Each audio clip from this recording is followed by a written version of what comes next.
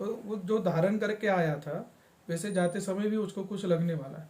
तो आते समय स्थूल शरीर लेके आया था, मगर जाते समय उसको सूक्ष्म शरीर की प्राप्ति होती है। और वो सूक्ष्म शरीर लेने के लिए उसको 10 दिन का अवधि लगता है। जैसे आते समय 10 महीने लगे थे, वैसे जाते समय 10 दिन लगेंगे। तो पहले महीने में उस गर्भ के जो अवयव आए थे वो इस सूक्ष्म शरीर को पहले दिन में आते हैं, दूसरे महीने के अवयव उसको दूसरे दिन आते हैं। ऐसे 10 महीने तक उसने स्थूल शरीर में जो जो धारण किया था वो 10 दिन तक सूक्ष्म स्वरूप से धारण करता है। मगर उसके लिए भी श्राद्ध होता है, उसको अवयव श्राद्ध बोलते हैं। जब पहले दिन से 10वें दिन तक ये श्राद्ध होंगे तो वो सूक्ष्म शरीर उसको प्राप्त होगा। इसलिए हमारे हिंदू धर्म में दशक क्रिया नाम की एक पूजा होती है कि 10वें दिन वो क्रिया की जाती है।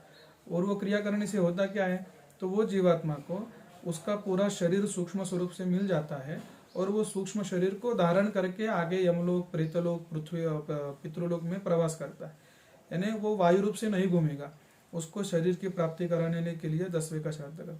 और बहुत बार ऐसा होता है कि किसी को मृत्यु होती है मगर अग्नि संस्कार नहीं हो पाता है। बहुत बार ऐसा होता है, कोई घर से निकल जाता है, अग्नि संस्कार नहीं हो पाता है। कोई एक्सीडेंट में जाता है तो उसका पूरा शरीर डॉक्टर लोग आप लोगों को देते नहीं है। हाँ, सब पोस्टमार्टम वगैरह सब करके जो बचेगा वो शरीर आप लोगों को दे देते हैं। तो मैंने अभी कहा कि जलाने के बाद हम अस्थि भी नहीं रखते हमारे घर में। बहुत लोग बॉडी डोनेट कर देते हैं, आई डोनेट करते हैं, किडनी डोनेट करते हैं, कुछ अलग अलग अवयव डोनेट करते हैं दूसरों के लिए। मगर मैंने कहा कि जलाने के बाद हड्डी बचती है वो भी हमने नहीं रखनी चाहिए। तो बहुत सारे लोग क्या करते हैं, अपना अवयव दूसरों के शरीर में बचा के रखते हैं, तो उसकी वासना पूरी नहीं होती, तो आगे नहीं जा पाता। इसलिए अग्नि संस्कार का महत्व है। आपके घर में किसी को अग्नि संस्कार नहीं हुआ है तो वो आगे नहीं जा सकता है। उसी प्रकार से आपके घर में अगर किसी का 10वें का श्राद्ध नहीं हुआ है तो भी वो आगे नहीं जा सकता है। 10वें का श्राद्ध होने से वो शरीर जो है जीवात्मा वो सूक्ष्म शरीर को धारण करके प्रेतलोक जाएगी और प्रेतलोक से मुक्त होने के बाद पितृलोक जाएगी। और प्रेतलोक से पितृलोक जाने के लिए मैंने अभी कहा उसको 1 साल लगना चाहिए। तो 1 साल जब वो वहां तक जाता है तो 1 साल में जाने के बाद हम उसका वर्ष श्राद्ध कराते हैं। वर्ष श्राद्ध कराने का हेतु ऐसा है कि वो जीवात्मा अभी पितृलोक में पहुंच गया है और यहाँ से आगे उसके लिए हम पितर संज्ञा रख के पूजा करेंगे। 1 साल से पहले जो जो पूजा होती है उसको प्रेत संज्ञा बोलकर पूजा होती है, वो जो जीवात्मा है। मगर 1 साल के बाद उसको हम पितर बोल सकते हैं और उसके लिए हर साल घर में भी श्राद्ध करेंगे तो भी उसको प्राप्त होते हैं। इसलिए अगर आपके घर में किसी को भी आपके 7 पीढ़ियों तक अगर अग्नि संस्कार नहीं हुआ है, किसी के श्राद्ध नहीं हुए हैं या किसी की मृत्यु के समय कुछ वासना अपूर्ण रही है तो उसको आगे की गति नहीं मिली है। किसी ने पूरा काम किया है, मैंने अभी जो बताया, तो उसको भी आगे की गति नहीं मिली। तो ऐसे जीवात्मा को आगे की गति प्राप्त हो, इसलिए नारायण बलि की पूजा की जाती है। तो नारायण बलि की पूजा में पहले विष्णु पूजन, विष्णु तर्पण किया जाता है। गोपाल कृष्ण की पूजा और गोपाल कृष्ण के लिए तर्पण, हवन वगैरह सब गोपाल कृष्ण के लिए होता है। नारायण, अभी इतने सब पूर्वजों का नाम पता नहीं, शायद 2-4 लोगों का नाम पता है, उनका नाम लेके पूजा करेंगे तो शायद जो अज्ञात है उनके लिए पूजा नहीं हो पाएगा। आपको सबके लिए पूजा करना है, सिर्फ जो ज्ञात है उनके लिए नहीं करना है। अभी की कंडीशन ऐसी है, आप लोग अपने पिता का, दादा का, परदादा का नाम शायद बता देते हैं, मगर आपको बोलूंगा कि उनके पिताजी का नाम बताइए तो आपको पता नहीं। अगर पितरों का नाम पता नहीं है तो उनके लिए श्राद्ध कैसे कर पाएंगे। इसलिए सभी के लिए श्राद्ध करना है, इसलिए सभी का नाम नहीं ले सकते। इसलिए पहले कहा गया है कि एको विष्णु महद्भूतम, सबसे पहले कौन है, विष्णु है। इसलिए विष्णु जी का नारायण नाम आपके पितरों के लिए एक लिया कि नारायण नाम से सब पूर्वज संबोधन हो गए। अभी नारायण नाम से आपने पूजन किया, नारायण नाम से आपने हवन किया, नारायण नाम से आपने तर्पण किया, पिंडदान किया, सब नारायण नाम से किया। इसलिए ये विधि को हमने नारायण बलि कहा ना। वो विष्णु का और वो पूजन होने के बाद आपने ब्रह्मा, विष्णु, महेश, यम और प्रेत का पूजन किया था। आपके घर में गर्भधारणा से लेकर बाल्यावस्था में जो जो मृत्यु पाया है उसको अच्छी गति मिले, इस हेतु से ब्रह्मा जी की पूजा हुई है। आपके घर में किसी को अगर तरुण अवस्था में मृत्यु आई है तो उसको गति देने के लिए विष्णु की पूजा की है। घर में कोई जो वृद्धावस्था में गया है मगर गति नहीं पाया है उसके लिए शिव जी की पूजा करके उनकी प्रार्थना की है। और मृत्यु की देवता यमदेव कहा गया है। बाकी के देवता तो अवस्था के अनुसार हमने लिया, मगर मृत्यु होने के बाद सब निश्चित करने का काम यमदेव का है, तो इसलिए यमदेव की भी पूजा की और उनको भी प्रार्थना की। और चारों का पूजन होने के बाद प्रेत का पूजन किया। वो प्रेत यानी कौन है? तो मैंने अभी कहा कि जो मनुष्य लोक में रहता है वो मनुष्य, जो पितृलोक में रहता है वो पितृ, और जो प्रेत लोक में रहता है वो प्रेत। आप पूजा किन के लिए कर रहे हैं? पितरों के लिए नहीं कर रहे हैं। पितर यानी जो पितृलोक में है उनके लिए नहीं हो रहा है पूजा। पूजा किसके लिए हो रहा है? तो जो अटक गए प्रेतलोक में उनको मुक्ति देने हैं आपको।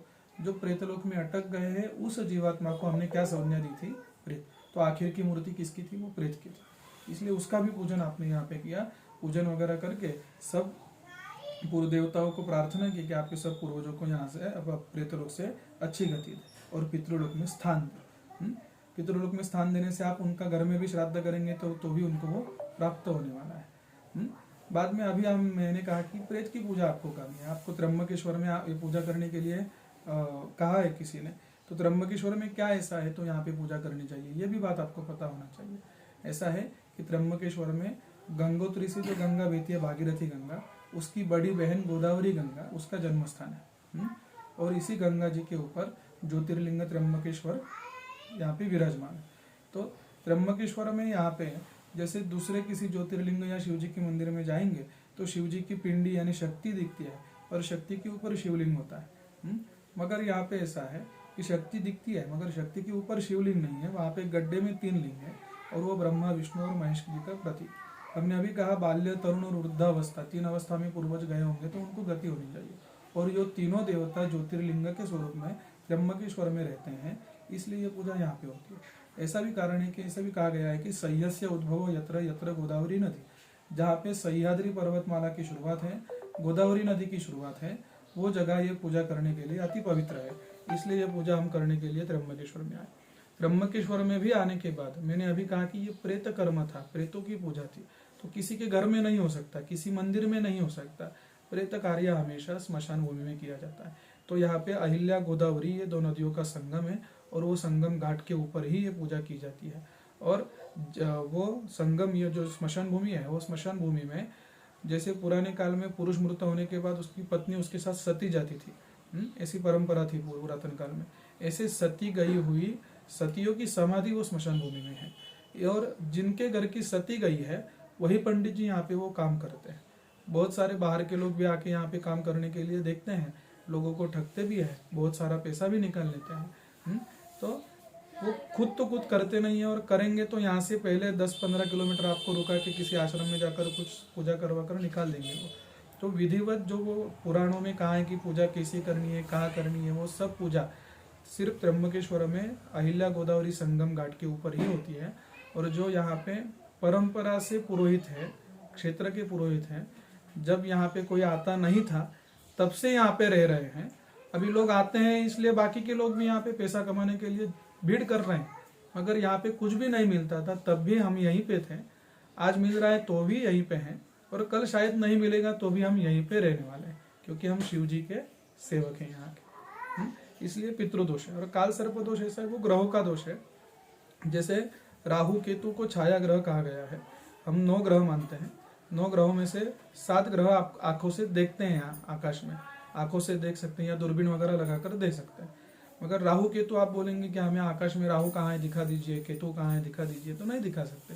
उनको छाया ग्रह ज्योतिष शास्त्र में कहा गया है। और अभी बोलेंगे तो दक्षिण ध्रुव और उत्तर ध्रुव यानी वो राहु केतु है। तो राहु केतु के एक साइड में अगर आपके 7 ग्रह आ गए तो उसको पूरा काल सर्प योग कहा जाता है। और कभी कभी 5 ग्रह आ जाते हैं, कभी कभी 3 ग्रह आ जाते हैं, जो शुभ फल देने वाले ग्रह होते हैं आपको। यानी आपका कुछ कर्म है, वो कर्म में आपको वो बल देते हैं कि आप अच्छा कर्म कर रहे हैं। शायद कोई पढ़ाई कर रहा है तो वो पढ़ाई में यश देता है, कोई किसी का विवाह होने वाला है तो विवाह में उसको यश मिलता है, विवाह सुख मिलता है, पत्नी अच्छी मिलती है, पति अच्छा मिलता है, तो वो सुख मिलता है। मगर वही ग्रह अगर राहु केतु के बीच में आ गए तो वो उनका फल नहीं दे पाते। इसलिए किसी को शादी में बाधा आती है, किसी को व्यापार धंधे में बाधा आती है। तो इसी प्रकार से राहु केतु के बीच में अगर कोई ग्रह आया है तो उसका शुभ फल आपको प्राप्त हो, राहु केतु की पीड़ा निवारण हो, इस हेतु से त्र्यंबकेश्वर में ये पूजा की जाती है। महादेव जी क्या नागबली का और बताएं। नमस्कार। अभी ऐसा कहा गया है अपने, जैसे मैंने कहा कि किसी को अलग अलग कारणों से प्रेतलोक की प्राप्ति होती है, वैसे ही धनलोभात मृता ये च सर्पयोनि अवस्थित, ऐसा कहा गया कि जो मृत्यु के समय धनलोभ रखता है अपने मन में कि बहुत सारे लोगों को मृत्यु होने के बाद मेरे पैसा, मेरा जमीन, मेरी जायदाद, उसका क्या होगा, ऐसा चिंता लगा रहता है। ऐसे जीवात्मा को मृत्यु होने के बाद सर्पलोक की प्राप्ति होती है, ऐसा कहा गया है। और वो सर्पलोक से उसको मुक्ति देने के लिए हम लोग नागबलि करते हैं। ऐसा भी कहा गया है कि वो सर्पलोक यानी क्या, तो उसको सर्प का जन्म मिलता है, और वो सर्प का जन्म मिलने के बाद उसकी वासना जिस जमीन के ऊपर या जिस संपत्ति के ऊपर होती है उसके बाजू में वो घूमता रहता है। और ऐसे किसी सर्प को, ऐसा है कि सर्प अपने आजू बाजू में दिखेगा तो हम उसको क्या लाड़ दुलार कुछ करेंगे नहीं, उसको मार देंगे, क्योंकि वो काटेगा तो हम मर जाएंगे। तो लोग नॉर्मली यही करते हैं कि सांप दिख रहा है, मार दिया उसको। तो ऐसा है। एक बात तो ऐसी है कि निसर्गतः सर्प को जल्दी मृत्यु नहीं है। हमने देखा नहीं है कभी बूढ़ा सांप देखा नहीं है, बूढ़ा शेर देखा है, बूढ़ा आदमी देखा है, बूढ़ा हाथी देखा है, सब बूढ़े हो जाते हैं, मगर बूढ़ा सर्प नहीं होता है। यानी सर्प जब भी जीर्ण हो जाता है तो वो क्या करता है, उसकी खाल छोड़ देता है, मराठी में उसको क्या बोलते हैं कि छोड़ देना, शरीर वो अलग से त्वचा धारण करता है, वो फिर से जीता है। मगर ऐसे सर्प को हम क्या कर देते हैं, मार देते हैं। तो सर्पवध का भी दोष होता है, तो सर्पवध का दोष भी नागबलि से निवारण होता है। उसी प्रकार से मृत्यु के समय धनलोक करने से अगर किसी को सर्पलोक की प्राप्ति हुई है तो उसको भी सर्पलोक से मुक्ति में देने के लिए नागबलि की पूजा की जाती है। ऐसा सब ये विधान त्र्यंबकेश्वर में होता है। नमस्ते। हम शास्त्री जी के यहाँ आए हैं। शास्त्री जी के यहाँ हम लोग 25 लोग हैं, कुछ हमारे साथ के और भी हैं, एमपी से आए हैं। उनसे भी हम पूछेंगे कि उनको पूजा करने की विधि कैसे कैसी लगी। और एक चीज और बताऊंगा कि नारायण बलि और कालसर्प दोष की चार्ज यहाँ पे कैसे कैसे हैं। नारायण बलि के पूजा के चार्ज 4100 रुपये हैं और कालसर्प दोष के 2100 रुपये हैं। और उसके बाद पूजा के बाद में आप अपने श्रद्धानुसार दक्षिणा कुछ भी दे सकते हैं, जो आपकी अनुसार, आपकी जेब जो बोल रही हो, आपकी जो कहना चाहिए एक गलत शब्द है औकात, अपने हैसियत के अनुसार उनको दक्षिणा जो देना चाहें वो दे सकते हैं पूजा के बाद। बैतूल से हमारे भाई आए हुए हैं, उनसे पूछते हैं उनकी पूजा यहाँ पर कैसी लगी। अपना नाम बताइए। नमस्कार, मैं doctor Sudhir Jaiswal, Athner district Betul MP का रहने वाला हूँ। मैं यहाँ पे हमारे गुरुजी श्री मिलिंद जी मिसर ने हमको यहाँ रेफ़र किया, मतलब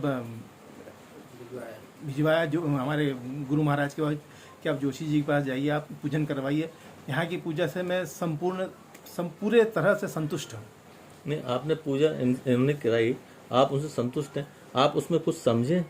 हाँ जी, मैं से क्योंकि मंत्र होते हैं संस्कृत में, कुछ मैं तो हिंदी में समझाया आपको? जी, हिंदी में समझाया, बहुत अच्छा उसको डिटेलिंग करके बताया कि भाई नारायण बलि क्यों करते हैं, नाग बलि क्यों करते हैं, सपिंडी श्राद्ध कैसे करते हैं, और गोदावरी जी का उद्गम के बारे में बताया, शिव जी के उद्गम के बारे में बताया, त्र्यंबकेश्वर में भगवान शिव, भगवान विष्णु, भगवान ब्रह्मा के बारे में, उनकी कैसे वहाँ पे उनकी स्थापना है और कैसा शक्ति किया वो मतलब उसमें है।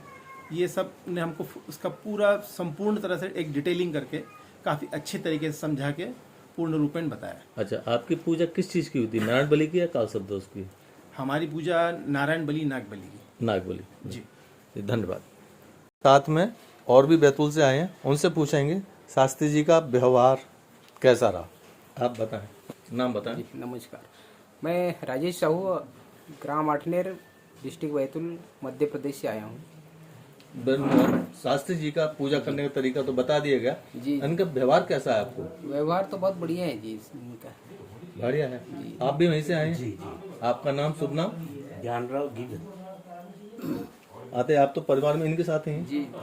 इसी के साथ मैं आपका डॉक्टर श्रीराम शर्मा आगरा से आपको समय समय पर हर चीज़ बताता रहता हूँ, जो जो परेशानियाँ हैं, और यहाँ त्र्यंबकेश्वर में कालसर्प दोष के लिए, नारायण के लिए भेजता रहता हूँ। आप जो मुझसे जुड़े हुए हैं आप तो सब जानते ही हैं, और आप लोगों को बताएं। मैं डिस्क्रिप्शन में महाराज जी का एड्रेस, मोबाइल नंबर दूंगा, आप डायरेक्ट बात कर सकते हैं, मेरे द्वारा भी आ सकते हैं। जय श्री राम।